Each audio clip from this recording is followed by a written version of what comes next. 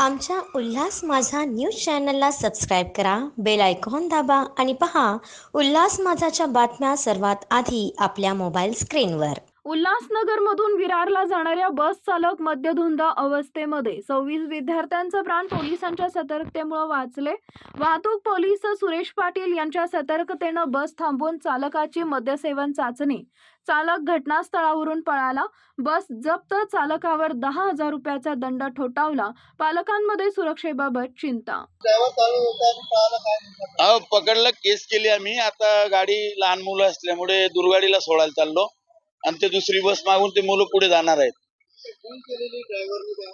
हो, ड्रिंक केलेली होती फुल. बळाला ड्रायव्हर. आता मालक आलेले आहेत स्वतः, दुसरा ड्रायव्हर घेऊन आले. बस चालकाला आपण ताब्यात घेतलं, नक्की काय प्रकार आहे?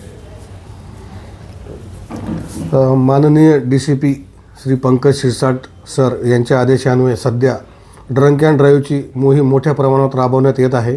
त्या अनुषंगाने प्रत्येक पॉईंटवर अंमलदार नेमलेले असून त्यांना सूचना दिलेल्या आहेत की दारू पिऊन वाहन चालवणाऱ्या कारवायांच्यावर कारवाई करायची आहे. त्या अनुषंगाने आज सायंकाळी सुभाष चौकात सुरेश पाटील म्हणून पोलीस हवालदार ड्युटीस असताना एक बस वेड्यावाकड्या पद्धतीने जात असताना त्यांना आढळून आली, म्हणून त्यांनी ती बस थांबवली.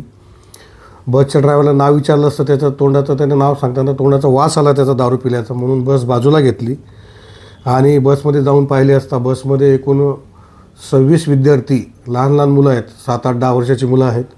ती मुलं जग्गू अकॅडमी, फुटबॉलची अकॅडमी आहे उल्हासनगरला, त्यांच्या मार्फतीने खाजगी वाहनाने ते विरारला चालले होते फुटबॉल खेळण्यासाठी.